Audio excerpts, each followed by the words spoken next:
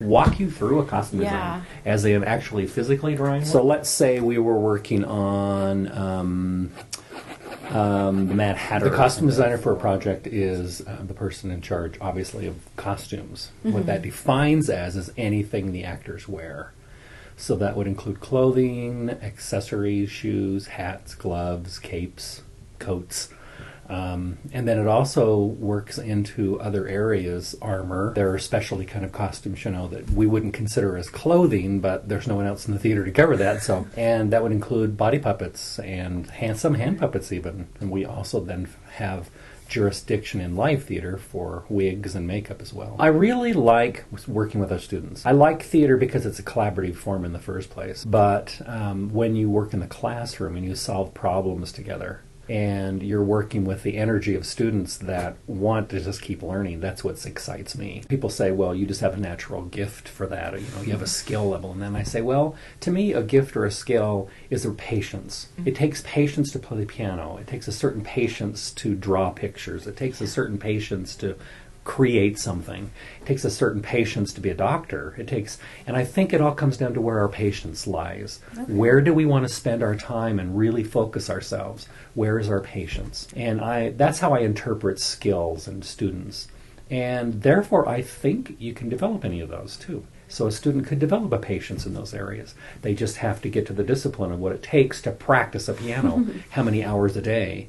And to some people, it takes more than it takes others. And you got to kind of find where you fit in and what you really crave and what you really like. Currently now I'm doing academic stuff. I'm working on campus and working in administration. And I really do enjoy it. I enjoy working with other people and crossing over other programs, looking outside of just theater and finding other ways. And anything I'm learning, I feel, in administration and working with scientists and humanitarians and wherever I work, I really find that I can pull that back into what I'm doing, because especially costumers are studying people and different cultures and different disciplines and different everything. So all of it ties back to what I do as a costumer. So I'm going to pick a character and I'm going to just start.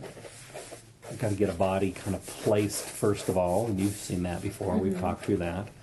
And so I want a character that's got kind of a wide foundation, because I think he considers himself fairly strong as a character.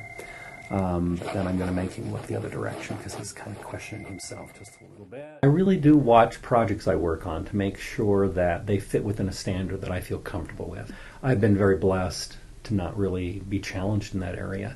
I think the only challenge I ever had was when I was at graduate school. I was put on a team for Jesus Christ Superstar, and I walked away from that assignment going, what am I going to do? This is not a production that really emphasizes what I believe about Christ. But then I realized that I was chosen for that project because they knew I was religious, and to them, that's what they thought it needed, for that combination. And I remember praying about it, and the Spirit said I absolutely should do it. First of all, it wasn't going to go on stage anywhere, but I had the opportunity to sit and talk with my production group and bear my testimony about Christ and who I believed he was, and what pieces of the play supported that, and what pieces of the play were problematic because of my belief. And it was a very open discussion, and they decided they really wanted to follow a lot of my beliefs in Christ and use them in the play. So it was a chance to really talk about what I believe. I've always found in my industry, I've never had to bring it up. I have more people say, you're LDS, right? Well, let me ask you a question about, and by not pushing it on people, I've found a lot of respect for the LDS from people that I've met. I just think it's a great place to work. And I remember thinking, will I ever be able to feed my family doing this? And I've never had to work anywhere but in costumes. So it's worked out very well.